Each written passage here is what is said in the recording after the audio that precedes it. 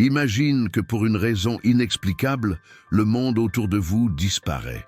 Il n'y a plus de notifications, plus de messages non lus, aucune voix provenant d'une pièce voisine, rien que vous, le son de votre respiration et un vide profond, vaste, silencieux. Maintenant, arrêtez-vous un instant et répondez avec sincérité. Cela vous apaise ou cela vous terrifie? Nous vivons à l'ère de l'hyperconnexion. Nous sommes partout à la fois et nulle part en même temps. Nous sautons d'écran en écran, de voix en voix, de fil en fil, comme si la présence constante des autres était un cordon ombilical qui nous maintenait en vie. Comme si le silence était une menace et être seul, une sentence. Mais si je vous disais qu'il y a quelque chose de faussé là-dedans, et si ce que vous appelez peur de la solitude était en réalité la peur de rencontrer qui vous êtes vraiment? Le nom technique de cette peur est la monophobie, la peur d'être seul. Mais peut-être que ce n'est que la surface de l'abîme. Ce que nous craignons vraiment, ce n'est pas l'absence des autres, mais la présence de ce qui surgit en nous lorsque les autres ne sont plus là. Réfléchissez. Quand avez-vous été véritablement seul pour la dernière fois, sans podcast dans les oreilles, sans musique de fond, sans consulter votre téléphone toutes les 5 minutes? Juste vous, avec vous-même. Pour beaucoup de gens, cette image est insupportable. Et c'est là que naît un paradoxe. Dans un monde où la solitude devrait être l'expérience la plus naturelle, puisque nous naissons seuls et mourons seuls, elle est devenue l'une des plus effrayantes. Pourquoi? Parce qu'on nous a appris à confondre solitude et abandon. Dès notre plus jeune âge, on nous a punis par l'isolement. Va dans ta chambre et réfléchis à ce que tu as fait. La solitude est utilisée comme châtiment à l'école, à la maison, en prison. Et en grandissant, nous traînons cette association comme un fardeau invisible. Comme si être seul voulait dire être fautif, perdu, en manque. Mais, et si ce n'était pas le cas? Et si, à l'inverse de tout ce qu'on vous a dit, la solitude était un cadeau? Et si c'était le seul lieu où vous pouviez entendre votre véritable voix, sans le bruit des attentes, sans l'écho des opinions des autres? La vérité, c'est que bien que nous soyons entourés de monde, nous vivons une épidémie silencieuse, celle de la déconnexion intérieure. Nous nous perdons dans des rôles, des titres, des apparences, des performances. Nous sommes des experts pour paraître et des novices pour être. Et dans ce contexte, la solitude choisit cet état d'être seul, mais plein, complet, apparaît comme un remède amer que peu osent goûter. Car pour l'accueillir, il faut se dépouiller, pas de ses vêtements, mais de ses masques, de ses étiquettes, du besoin d'applaudissements.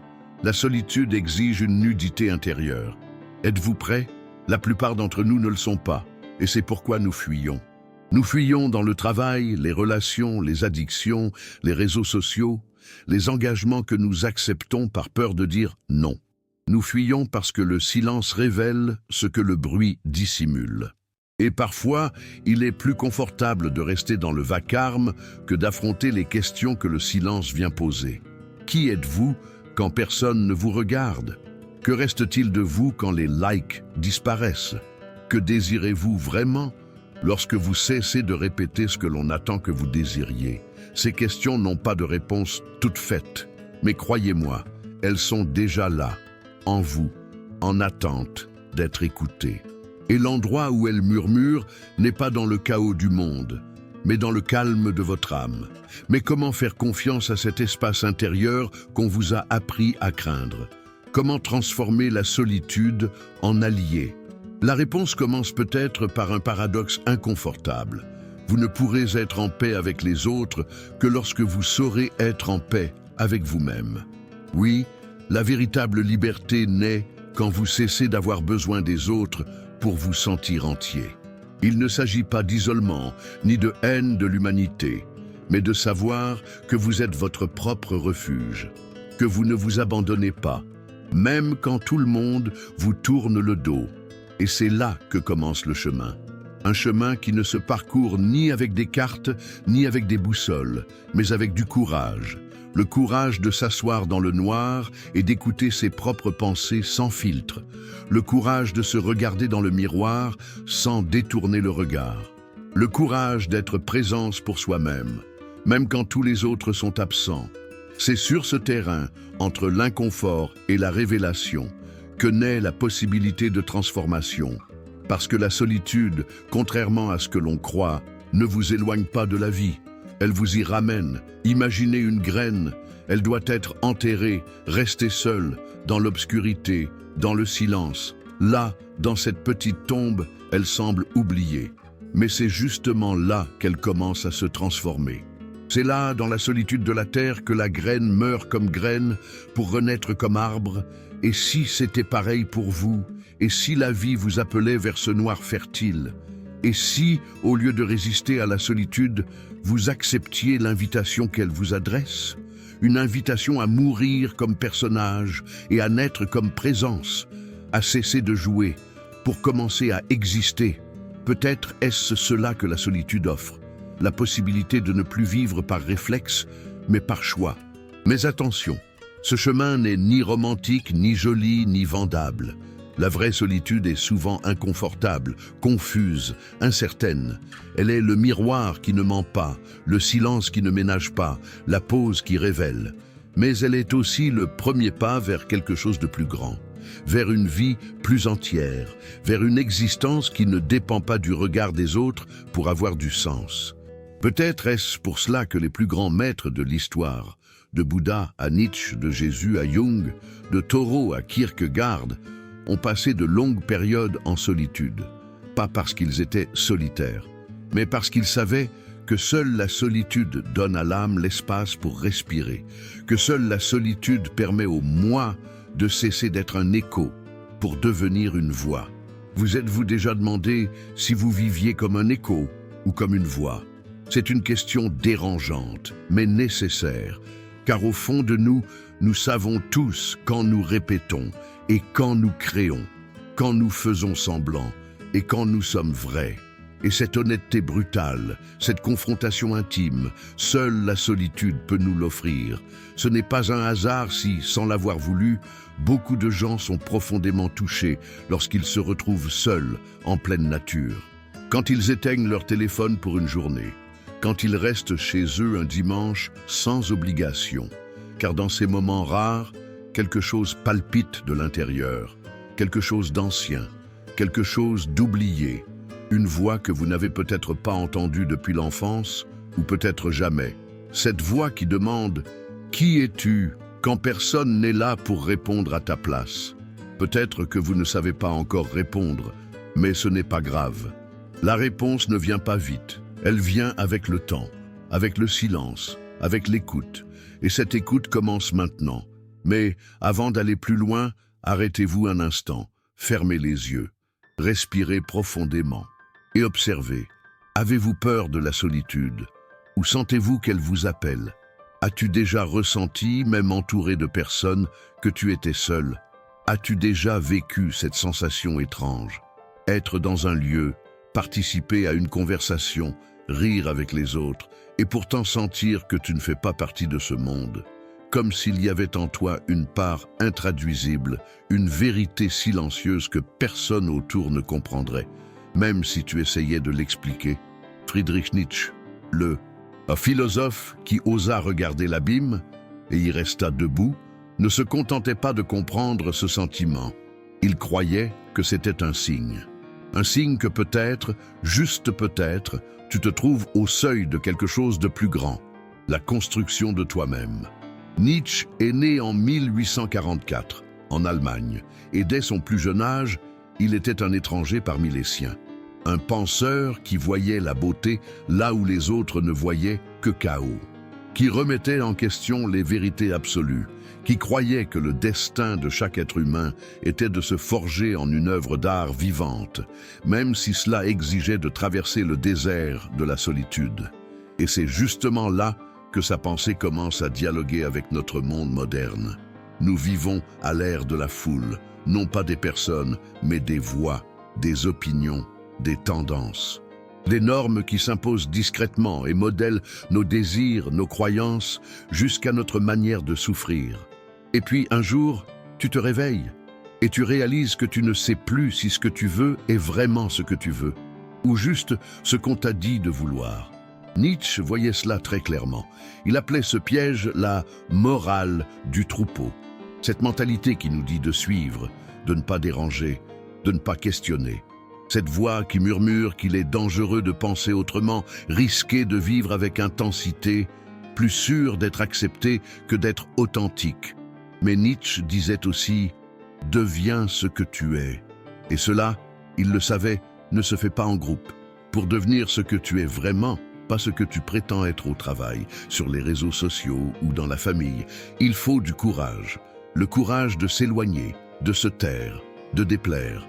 Le courage d'entrer en contact avec les parts de toi que tu as préféré ignorer. Le courage de détruire ce qui a été imposé et de te recréer à partir de ce qui palpite en toi. Nietzsche croyait que la solitude était le berceau de la grandeur. Non pas comme un châtiment, mais comme une forge où le vrai moi est trempé dans le feu de l'introspection. Et il parlait en connaissance de cause. Nietzsche vécut presque toute sa vie en marge du monde académique, incompris, critiqué, rejeté. Il eut peu d'amis, peu de lecteurs de son vivant. Il souffrait de douleurs intenses, de problèmes de santé, de crises mentales. Mais au milieu de tout cela, il choisit de ne pas se taire. Au contraire, il écrivit avec son sang. Il formula des idées qui défiaient le monde. Il cria pour ceux qui voulaient entendre, et même pour ceux qui se bouchaient les oreilles, que c'est seulement dans la solitude que l'être humain peut devenir digne de lui-même. Il disait « L'individu a toujours dû lutter pour ne pas être submergé par la tribu, et si tu essaies, tu te sentiras souvent seul, parfois même effrayé, mais aucun prix n'est trop élevé pour posséder sa propre personne. » Alors maintenant, réfléchis avec moi. Combien de fois t'es-tu modelé pour entrer dans le moule? Combien de fois as-tu avalé ta vérité pour ne pas perdre un groupe, un partenaire, un travail, une amitié? Combien de fois as-tu ri sans en avoir envie, dit oui en pensant non, accepté ce qui te trahissait? Peut-être ne t'en es-tu même pas rendu compte, parce que l'adaptation est devenue une habitude, et que l'habitude est devenue identité. Mais la question que Nietzsche nous lance comme un poignard, c'est « Veux-tu vraiment continuer à vivre comme ça? Sois honnête. Pas avec moi, avec toi-même. Parce qu'il y a un prix à payer pour appartenir à tout prix. Et ce prix, c'est de ne plus s'appartenir. » Nietzsche nous invite à rompre avec cela, à cesser de chercher des miroirs et commencer à construire notre propre reflet. Il ne romantise pas la solitude. Mais il montre que c'est en elle que tu entends enfin ta propre voix, sans interférence. C'est en elle que tu affrontes tes limites, tes peurs, tes faiblesses. Et c'est aussi en elle que pour la première fois, tu peux les toucher avec compassion et ensuite les dépasser. Il croyait que la solitude était l'utérus de l'esprit libre. Non pas le rebelle par vanité, mais l'être humain qui cesse d'obéir par habitude. Celui qui a eu le courage d'abandonner les anciens dieux, de la religion, de la morale, de la culture et de créer ses propres valeurs. Celui qui accepte le risque d'être incompris, si c'est le prix à payer pour ne pas être faux. Nietzsche ne parlait pas pour rassurer. Il parlait pour réveiller, et c'est pour cela qu'il dérange, c'est pour cela qu'il résonne. Combien de fois t'es-tu senti décalé simplement parce que tu as commencé à voir plus clair ? Parce que tu ne peux plus rire des mêmes blagues, consommer les mêmes banalités, jouer les mêmes rôles. Ce n'est pas une crise, c'est une transition. Tu cesses d'être un reflet et tu deviens une flamme. Et la flamme a besoin de silence pour grandir, de l'espace, de la solitude. C'est peut-être pour cela que Nietzsche insistait. La grandeur ne naît que chez ceux qui s'éloignent du troupeau. Il voyait la vie comme une ascension, et la foule comme le poids qui empêche de grimper, non pas parce que l'autre est un ennemi, mais parce que, tant que tu ne t'es pas trouvé, l'autre est une distraction. Alors, je te pose une vraie question. As-tu déjà pensé que peut-être la vie que tu veux n'est possible qu'après la mort de celle que tu vis aujourd'hui? Cette mort symbolique des normes, des peurs, des conditionnements est douloureuse. Mais elle est nécessaire pour que ta véritable puissance puisse éclore. Nietzsche parlait de l'éternel retour, l'idée que nous devons vivre comme si chaque acte allait se répéter pour l'éternité. Alors je te demande, si ta vie se répétait à jamais, La choisirais-tu ou aurais-tu l'impression d'être piégé dans une boucle dont il faut sortir au plus vite? La réponse à cette question n'a pas besoin d'être angoissante, elle peut être libératrice, car tu peux recommencer, pas demain. Maintenant, tu peux dès aujourd'hui faire quelque chose qui t'appartient, un petit choix, un refus, un geste d'authenticité. Nietzsche nous rappelle que le chemin n'est pas imposé, il est créé, pas à pas, par ceux qui ont le courage de marcher seuls. Et tu sais ce qu'il y a de plus beau, c'est que cette solitude ne dure pas toujours. Ce n'est pas une prison, c'est un rite de passage. En la traversant, tu reviens plus entier. Et alors, lorsque tu reviendras vers le monde, tu ne seras plus quelqu'un qui cherche à s'adapter. Tu seras quelqu'un qui déborde, qui inspire, qui vit avec la force de celui qui s'appartient. C'est ça, la véritable révolution silencieuse. Devenir ce que tu es, même quand le monde entier veut que tu sois autre chose. Et il n'y a pas de chemin plus digne que celui-là. Alors je t'invite, avec respect et intensité, à faire ce premier pas. Désactive les notifications pendant 1 heure. Va marcher en silence. Écris ce qui t'étrangle la gorge. Regarde à l'intérieur, sans peur, sans hâte. La graine de ta grandeur attend peut-être exactement cela. L'espace de la solitude pour éclore. Et si cette vidéo a touché quelque chose en toi, si une partie de toi, même infime, a reconnu cet appel au silence, à la rupture, à la vérité, alors je te le demande, ne laisse pas cet appel s'éteindre. Abonne-toi à la chaîne, pas pour l'algorithme, mais par affinité. Parce que ce chemin est le mien, le tien, celui de tous ceux qui ont décidé d'arrêter de fuir eux-mêmes. Laisse un j'aime, pas par habitude, mais comme un acte de présence, de celui qui a écouté, ressenti et veut continuer cette traversée intérieure. Et partage cette vidéo avec quelqu'un qui est peut-être en ce moment au bord du même précipice.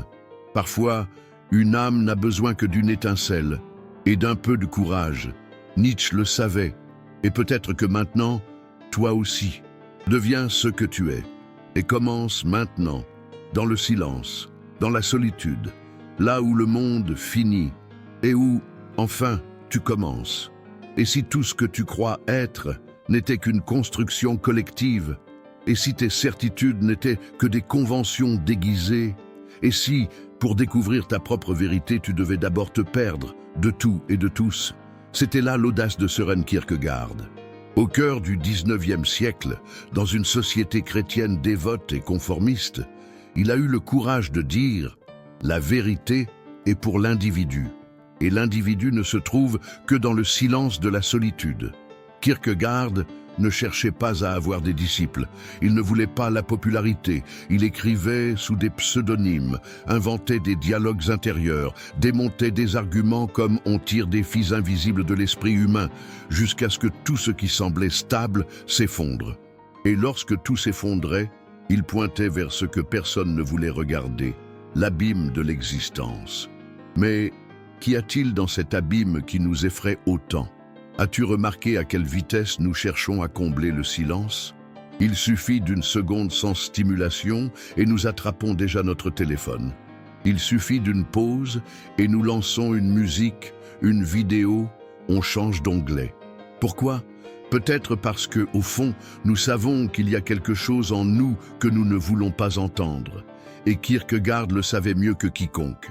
Il appelait cela le désespoir, mais pas le désespoir de celui qui souffre extérieurement, celui de vivre un mensonge intérieur, le désespoir d'être séparé de soi-même, d'être toute une vie ce que les autres attendent, sans jamais toucher à ce que l'on est vraiment. Et alors vient la question qui brise toutes les illusions confortables. Sais-tu qui tu es ou as-tu seulement bien appris le rôle qu'on t'a donné? Ce n'est pas un jeu philosophique, c'est une urgence existentielle. Car selon Kierkegaard, tant que tu ne peux pas affronter cette question, seul en silence, tu ne seras jamais libre. La liberté, pour lui, ce n'est pas l'absence de limites, c'est la responsabilité radicale envers soi-même. C'est regarder dans le miroir et ne pas y voir un reflet mais une question. Veux-tu continuer à faire semblant ou veux-tu enfin vivre pour de vrai? C'est pourquoi Kierkegaard se méfiait de la foule. Pour lui, la foule est un mensonge. Pas par méchanceté, mais parce que le collectif tend vers la moyenne, le confort, la répétition. Et la vérité authentique, ne naît jamais dans le confort. Elle naît dans l'angoisse, dans le conflit intérieur, dans la solitude de celui qui ose se séparer de la masse pour habiter, pour la toute première fois, sa propre identité. Mais c'est facile à dire, difficile à vivre. Parce que vivre comme un individu, ça fait mal. Ça fait mal de comprendre que personne ne peut décider à ta place. Ça fait mal de savoir qu'il n'y a pas de manuel, pas de plan tout tracé, pas de route sûre. Ça fait mal de réaliser qu'au fond, soit tu te construis, soit tu restes vide. Maintenant pense, combien de décisions as-tu prises dans ta vie parce que c'était ce qu'il fallait faire, parce que c'était attendu, raisonnable, logique, mais jamais vraiment, parce que cela faisait battre ton cœur plus fort. Kierkegaard appelait ce saut le saut de la foi. Mais pas la foi religieuse, comme on le croit souvent. Il parlait d'une foi au sens le plus radical du terme, la foi de vivre quelque chose qu'on ne peut ni prouver, ni garantir, ni faire accepter socialement, mais qu'on ressent de tout son être comme vrai. As-tu déjà imaginé ce que serait ce saut? Démissionner d'un travail qui dévore ton âme? Quitter une relation qui est morte de l'intérieur? Changer de ville, de cap, de récit de vie? Le problème, c'est que pour sauter, il faut lâcher prise. Et pour lâcher prise, il faut être prêt à être seul. Et nous revoilà au cœur de tout. Sans solitude, pas de saut. Sans isolement, pas de vérité. Sans éloignement, pas d'authenticité. Mais voici la surprise que Kierkegaard nous révèle. La solitude n'est pas la fin, elle est le passage.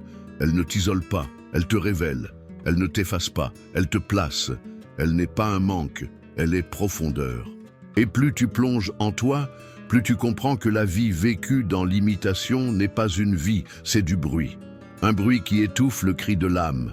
Mais alors, comment franchir ce passage? Kierkegaard ne donnait pas de formule. Il offrait des troubles. Et c'est peut-être là ce qu'il y a de plus puissant. Il n'apportait pas de solution. Il tendait un miroir. Un miroir qui ne montre pas ce que tu es, mais ce que tu pourrais être, si tu avais le courage d'arrêter de faire semblant. Et peut-être que c'est maintenant. Peut-être que la vie t'a conduit à ce point de rupture. Peut-être que les pertes, les silences, les malaises, tout ce que tu essaies de faire taire, sont en réalité des invitations. Des invitations à revenir à toi. Mais attention, ce chemin n'appartient qu'à toi. Personne ne peut le parcourir à ta place. Et personne ne t'applaudira au début. La solitude est, avant tout, impopulaire. Mais elle est aussi sacrée, parce que c'est en elle que tu cesses d'être un spectateur et que tu deviens enfin le protagoniste de ta propre vie. Alors, respire profondément et écoute. Écoute ce qui est à l'intérieur. Écoute ce qui a été étouffé si longtemps. Écoute ce que le monde ne veut même pas que tu te dises à toi-même. Et ensuite, pose-toi cette question. Qu'est-ce qui attend d'être vécu, maintenant, avec vérité? Cette question n'a pas de réponse rapide, mais elle peut tout changer. Avez-vous déjà eu l'impression de vivre trop vite, comme si chacun de vos jours était écrasé par la prochaine tâche, le prochain rendez-vous, la prochaine notification, comme si la vie se déroulait, mais que vous n'étiez pas vraiment là? Maintenant, imaginez-vous vous réveiller un jour et décider « Assez, je vais tout arrêter, je vais vivre », mais vivre vraiment. Pas vivre en pilote automatique, pas vivre au rythme du monde, mais vivre avec intention, avec présence, avec profondeur. Henry David Thoreau a fait exactement cela. En 1845, il a construit une petite cabane au bord de l'étang de Walden, dans le Massachusetts, et s'y est retiré pendant 2 ans, 2 mois et 2 jours. Ce n'était pas un exil, ce n'était pas une punition, c'était un choix radical et révolutionnaire d'être seul, de se débrancher du bruit du monde, d'écouter ce que l'âme avait à dire, quand plus personne ne parlait à sa place. Thoreau n'était pas un fugitif. Il était un chercheur. Et Walden, le livre né de cette expérience, n'est pas un simple récit, c'est un appel. Un appel à tous ceux qui en ont assez de vivre à moitié. Mais qu'est-ce qui pousse quelqu'un à tout quitter pour aller vivre seul dans une forêt? Peut-être que la question la plus honnête serait « Qu'est-ce qui ne va pas chez nous pour que nous trouvions cela étrange ?» Toro n'a pas fui la vie. Il est allé à sa rencontre. Son but n'était pas l'isolement, mais la lucidité. Il voulait apprendre à vivre délibérément. Il voulait, selon ses propres mots, sucer la moelle de la vie. Il voulait découvrir si, une fois les excès retirés, la vie avait encore quelque chose à enseigner. Et c'était le cas. Mais avant de découvrir ce que c'était, pensez à vous. Pensez au vacarme qui vous entoure chaque jour. Combien de fois vous réveillez-vous déjà sous pression, en train de courir, de répondre, d'éteindre des feux? Combien de fois votre journée se termine-t-elle sans que vous puissiez vous souvenir de ce que vous avez réellement vécu? Toro nous confronte à une provocation brutale. Est-ce que vous vivez ou est-ce que vous survivez de manière sophistiquée? À Walden, il lavait ses propres vêtements, cueillait sa propre nourriture, s'asseyait en silence pour contempler les saisons changer. Il n'y avait pas de distraction, et pour lui, c'était libérateur. Mais pour nous, le silence sonne parfois comme une menace. L'absence de notification, de voix, d'engagement, tout cela ressemble au vide. Mais est-ce vraiment du vide? Ou bien est-ce l'espace dont votre âme a besoin pour enfin respirer? Toro a découvert que la solitude n'était pas une absence, c'était une présence. Présence avec la nature, présence avec le temps, présence avec soi-même. Et cette présence, contrairement à ce que le monde moderne veut nous faire croire, ne nous diminue pas, elle nous restitue. Il disait « Je n'ai jamais trouvé de compagnon plus sociable que la solitude ». Et ce n'est pas une métaphore, c'est une expérience. Parce que lorsque nous sommes seuls, nous cessons de jouer un rôle. Il n'y a pas de public, pas d'attente, pas de retouche d'image. Il n'y a que vous, brut, nu, réel. Et cette rencontre, aussi effrayante soit-elle, est le début d'une vie plus authentique. Mais alors vient le dilemme. Comment vivre avec profondeur dans un monde qui valorise la vitesse? Comment cultiver la présence au milieu de tant d'urgence? Comment entendre ce qui se passe à l'intérieur quand tout à l'extérieur crie? La réponse ne se trouve pas dans une retraite de 2 ans en forêt, même si c'était possible, ce serait peut-être merveilleux. La réponse se trouve dans la création d'espaces, des espaces de silence, de pause, d'écoute, parce que la forêt que Toro a trouvée à Walden peut exister à l'intérieur de vous. Vous n'avez pas besoin d'abandonner le monde pour vous retrouver. Mais vous devez, à un moment donné, décider que rester avec vous-même est plus important que plaire aux autres. Vous devez comprendre que bien vivre ne consiste pas à avoir beaucoup, mais à vivre l'essentiel. Et c'est là le point le plus puissant de la philosophie de Toro. La simplicité est révolutionnaire. Dans un monde qui nous pousse à l'excès, celui qui choisit l'essentiel commet un acte de résistance. Il n'était pas contre le progrès. Il était contre le gaspillage de la vie, contre la vie vécue dans la distraction, contre l'occupation permanente comme fuite de l'introspection. Toro a écrit « Je suis allé dans les bois parce que je voulais vivre délibérément, n'affronter que les faits essentiels de la vie et voir si je pouvais apprendre ce qu'elle avait à enseigner et ne pas, en mourant, découvrir que je n'avais pas vécu. » Cette phrase devrait être affichée sur les murs de chaque maison. Elle devrait être rappelée chaque matin, car elle ne parle pas seulement du passé, elle parle d'aujourd'hui, de vous, de votre vie, de vos choix. Vivez-vous délibérément ou répondez-vous simplement à des commandes invisibles? Avez-vous déjà observé un lever de soleil sans vous presser? Vous êtes-vous déjà assis en silence avec un carnet en écoutant vos propres pensées sans jugement? Avez-vous déjà marché sans but, juste pour être présent? Peut-être que la vie que vous cherchez n'est ni dans le prochain poste, ni dans le prochain voyage, ni dans le prochain achat. Peut-être qu'elle se trouve dans un espace de silence que vous n'avez pas encore laissé éclore.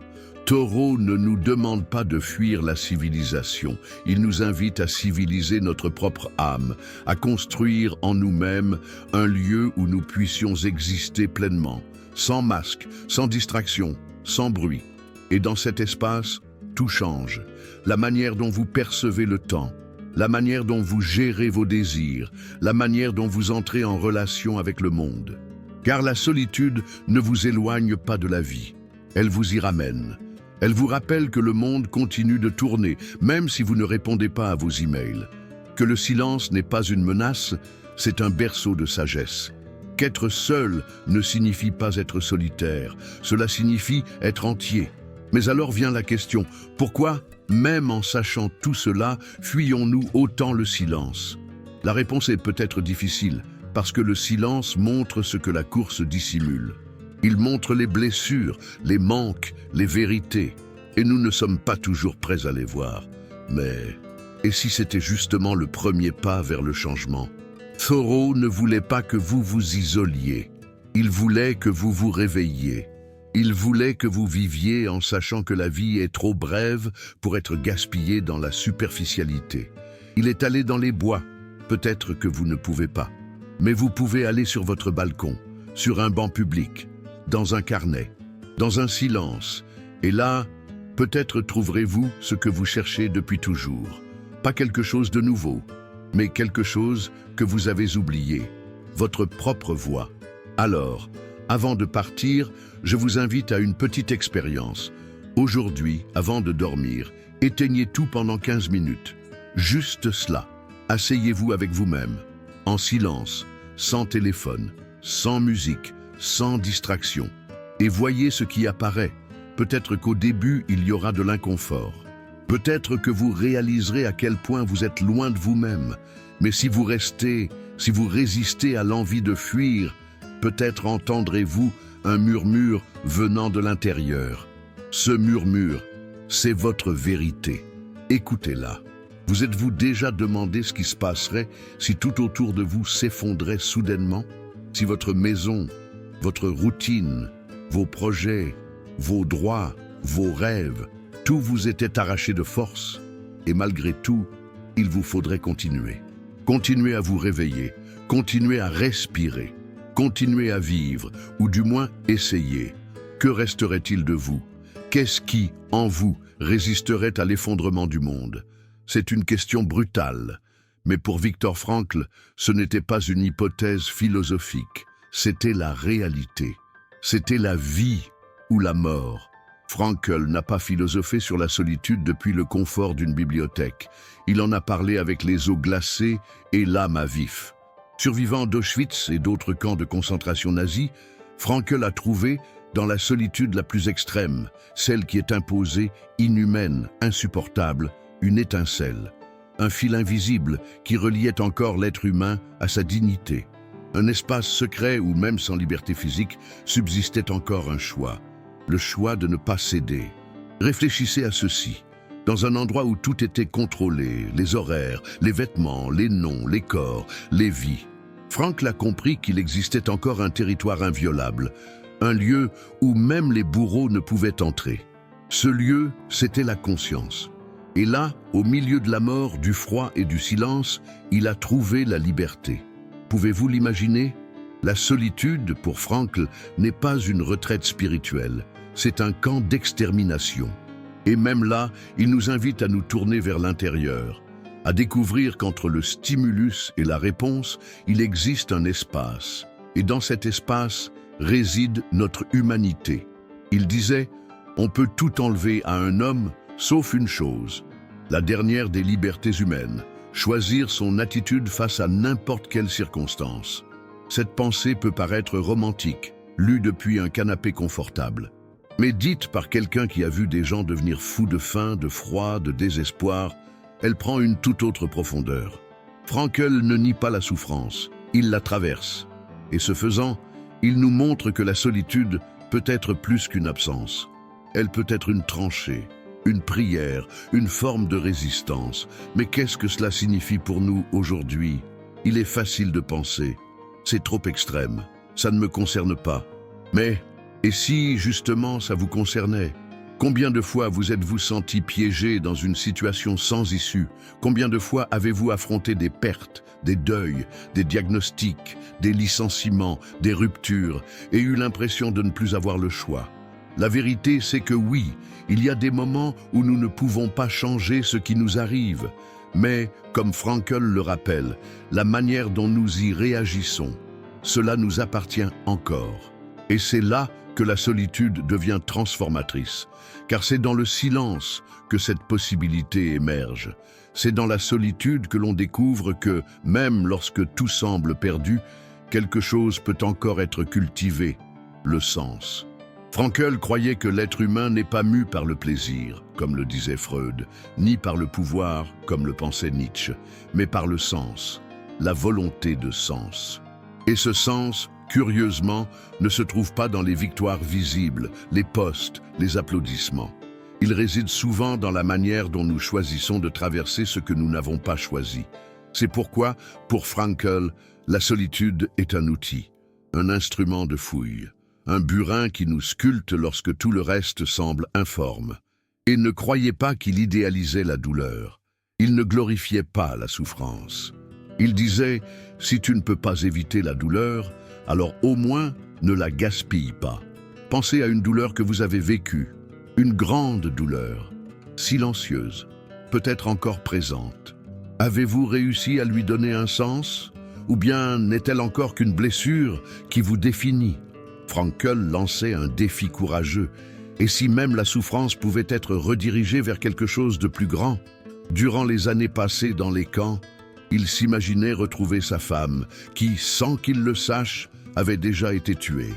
Il pensait aux conférences qu'il donnerait, aux livres qu'il écrirait, aux idées qu'il laisserait derrière lui. Ces images mentales l'ont sauvé. Elles ont donné un sens à sa souffrance. Elles ont donné une forme à l'obscurité. Et c'est pourquoi Frankl voyait la solitude comme une alliée, non comme un confort, mais comme un espace d'élaboration.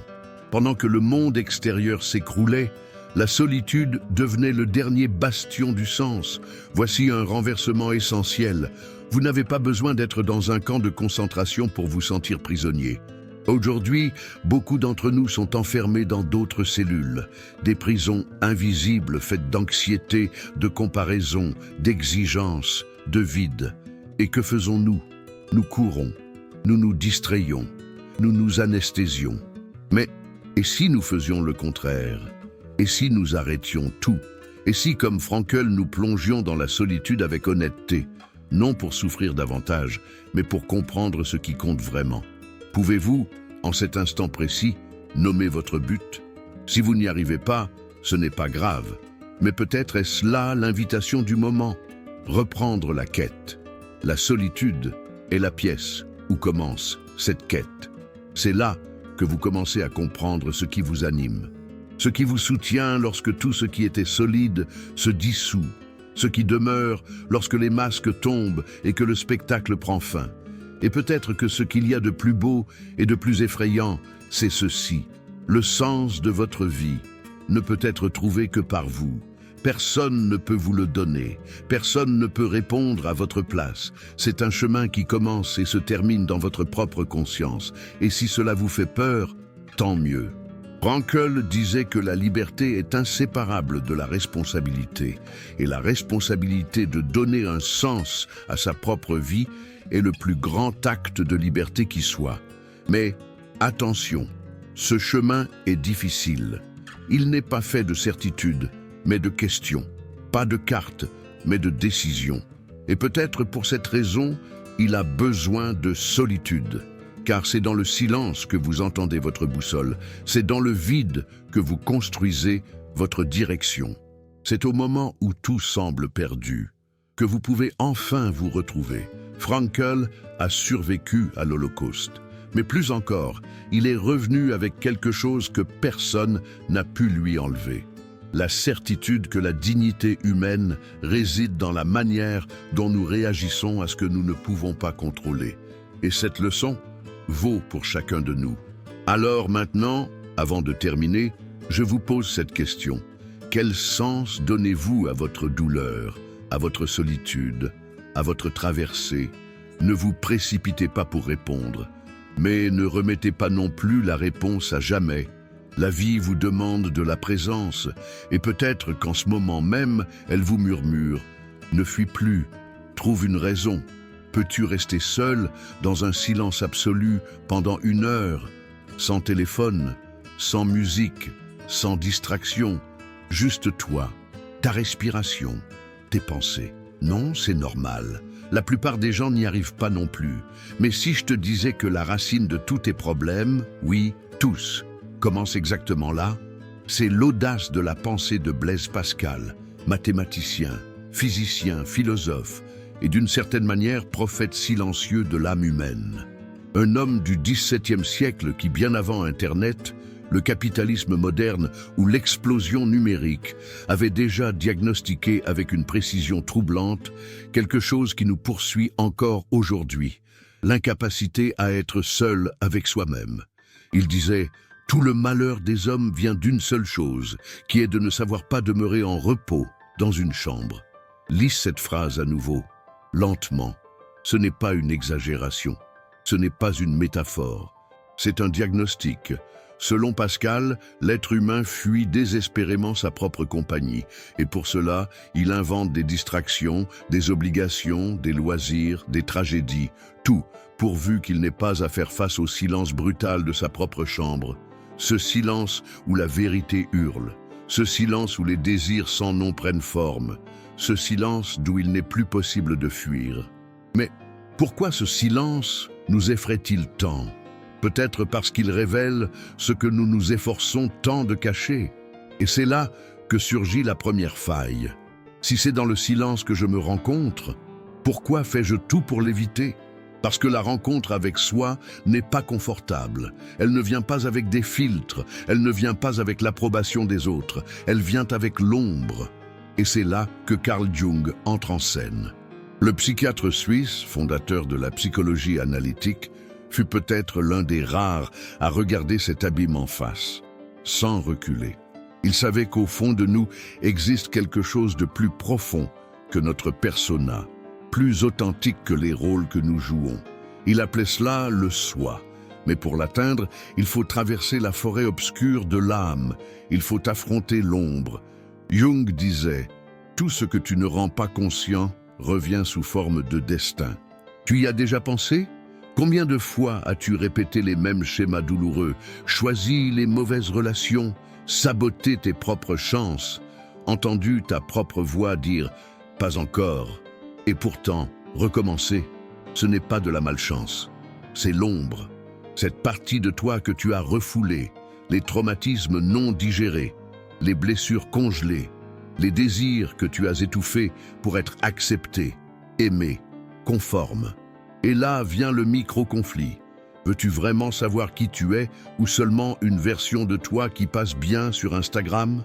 Car le chemin de l'individuation, comme Jung appelait ce processus de devenir entier, demande bien plus que du courage. Il demande la volonté de saigner un peu, saigner tes concepts, saigner tes illusions, saigner ton ego. C'est un chemin solitaire, non parce qu'il doit être isolé, mais parce que personne ne peut le faire à ta place. C'est un face-à-face avec tes propres monstres. Et, surprise, ils te ressemblent beaucoup. Jung disait que l'ombre est ce que nous refusons d'être, mais que nous sommes quand même. Ce que nous nions, mais qui vit en nous. Et c'est pour cela qu'elle nous contrôle quand on l'ignore. Elle infiltre nos choix, nos impulsions, nos réactions, nos jugements envers les autres. Ce qui t'agace le plus chez quelqu'un d'autre est peut-être exactement ce que tu caches en toi.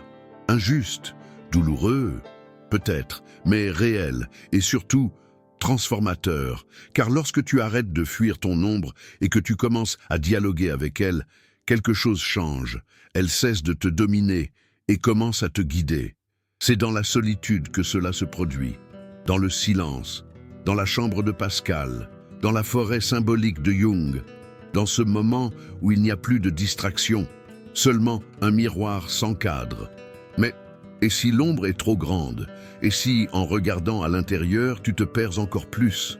La bonne nouvelle, cela aussi fait partie du chemin. Dans le langage jungien, le chaos précède l'ordre. la désorientation précède la réintégration. Tu vas te briser, mais pas pour disparaître, pour te recomposer de façon plus authentique. Parce que la vraie liberté, disait Jung, c'est s'accepter totalement. Accepter la lumière et l'obscurité, le sage et le saboteur, le fort et le fragile. Tout, sans exception. Et c'est à partir de cette acceptation que tu cesses de vivre comme un spectateur de ta propre vie et que tu deviens l'auteur. Mais alors vient une autre question cruciale.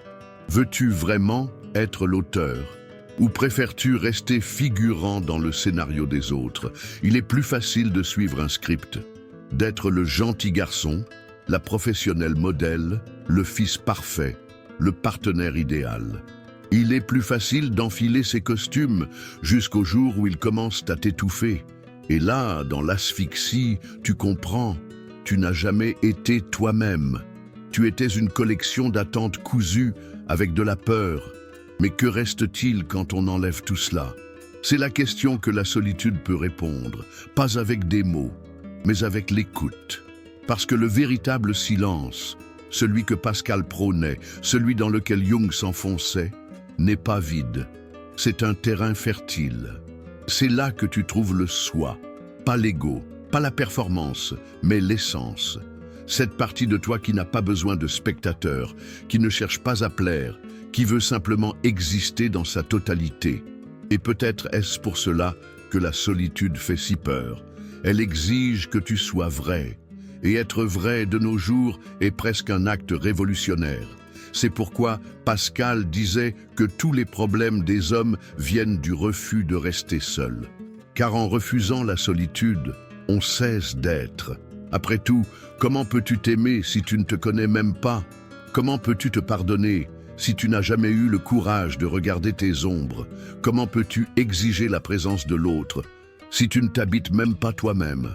La solitude qui effraie peut être celle qui sauve. Si tu l'acceptes, si tu cesses de fuir, si tu supportes le silence suffisamment longtemps pour le traverser, non pas pour fuir le monde, mais pour y revenir transformé, avec conscience. Conscience de qui tu es, conscience de qui tu ne veux plus être, conscience de là où tu veux aller et de là où tu ne veux plus rester.